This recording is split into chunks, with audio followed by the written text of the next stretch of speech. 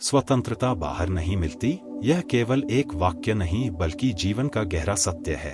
क्योंकि हम में से अधिकतर लोग पूरी जिंदगी यह मानकर जीते हैं कि किसी दिन परिस्थितियां बदलेंगी और तब हम सच में स्वतंत्र होंगे, जब पैसा पर्याप्त होगा, जब परिवार समझेगा, जब समाज स्वीकार करेगा, जब जिम्मेदारियां कम होंगी, जब सही अवसर मिलेगा। लेकिन जैसे जैसे एक लक्ष्य पूरा होता है, मन तुरंत दूसरा लक्ष्य खड़ा कर देता है और स्वतंत्रता फिर टल जाती है। क्योंकि असली बंधन परिस्थितियों में नहीं बल्कि मन की संरचना में है। मन आदतों, डर, इच्छाओं, तुलना, अपेक्षाओं और स्मृतियों का ऐसा जाल बुनता है कि इंसान खुली दुनिया में भी कैदी बना रहता है और उसे पता भी नहीं चलता कि वह कैद में है, क्योंकि उसकी जंजीरें लोहे की नहीं बल्कि विचारों की होती हैं। बचपन से हमें सिखाया जाता है कि आजादी का अर्थ है अपनी मर्जी से जीना, पर बहुत कम लोग यह पूछते हैं कि यह मेरी मर्जी आई कहां से? क्या यह सच में मेरी है या समाज, परिवार, संस्कृति, विज्ञापन और तुलना से बनी हुई एक प्रोग्रामिंग है?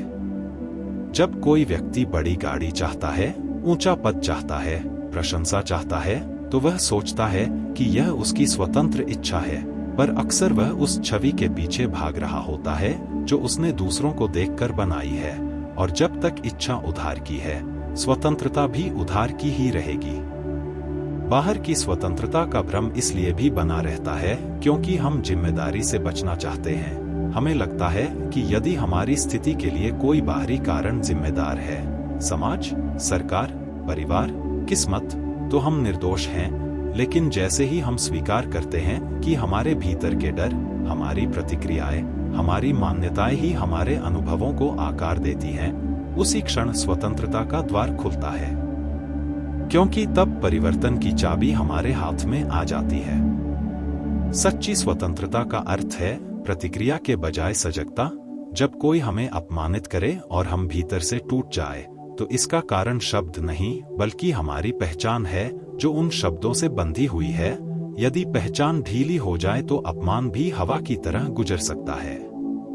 इसी तरह अपेक्षाएं भी बंधन हैं। हम चाहते हैं कि लोग हमारे अनुसार व्यवहार करें, जीवन हमारी योजना के अनुसार चले, भविष्य हमारी कल्पना जैसा बने, और जब ऐसा नहीं होता तो हम दुखी हो जाते हैं।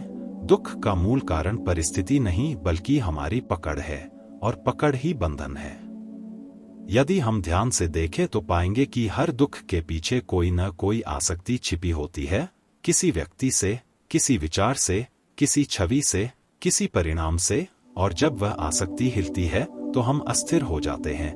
इसलिए स्वतंत्रता का अर्थ है भीतर से हल्का होना, परिणामों को नियंत्रित करने की जिद छोड़ना, स्वयं को लगातार परिभाषित करने की मजबूरी से मुक्त होना। लोग अक्सर सोचते हैं कि स्वतंत्रता का अर्थ है जो मन चाहे वह करना, लेकिन यदि मन ही अस्थिर है, तुलना से भरा है, असुरक्षा से संचालित है, तो उसकी हर चाह हमें और गहरे बंधन में ले जाएगी। इसलिए स्वतंत्रता मन की पूर्ति नहीं बल्कि मन की समझ से आती है। जब हम अपने विचारों को देखते हैं, बिना तुरंत विश्वास किए, बिना तुरंत प्रतिक्रिया दिए, तो एक दूरी बनती है, और उसी दूरी में स्वतंत्रता का जन्म होता है। उस क्षण हम समझते हैं कि विचार आते जाते बादल हैं, भावनाएं लहरों की तरह उठती गिरती हैं, और हमारा अस्तित्व इन सब का साक्षी है। जैसे ही साक्षी भाव आता है, भीतर जगह बनती है, और उसी जगह में शांति और स्वतंत्रता साथ साथ खिलते हैं। बाहरी स्वतंत्रता सीमित है, कानून, समाज, शरीर, समय, संसाधन, इन सब की अपनी सीमाएं हैं, पर आंतरिक स्वतंत्रता असीम है, क्योंकि वह दृष्टिकोण का प्रश्न है। एक व्यक्ति जेल में भी शांत और स्वतंत्र हो सकता है यदि उसका मन स्पष्ट है, और दूसरा व्यक्ति महलों में भी कैदी हो सकता है यदि उसका मन भय और लालसा से भरा है।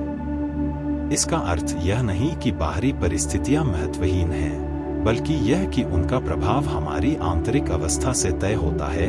यदि भीतर स्थिरता है तो तूफान भी विकास का अवसर बन सकता है, और यदि भीतर अस्थिरता है तो छोटी सी असुविधा भी संकट बन जाती है। स्वतंत्रता का गहरा अर्थ है स्वयं को जानना, अपने डर, अपनी छिपी इच्छाएं, अपनी नकली पहचानें, अपनी सीमित मान्यताएं, और उन्हें ईमानदारी से देखना।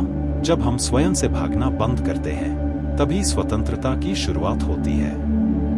हम अक्सर दूसरों को दोष देते हैं क्योंकि स्वयं को देखना कठिन है। स्वयं को देखना मतलब अपनी कमजोरी स्वीकार करना, अपनी असुरक्षा पहचानना, अपने अहंकार की परतें समझना। पर यही साहस आंतरिक स्वतंत्रता की पहली सीढ़ी है।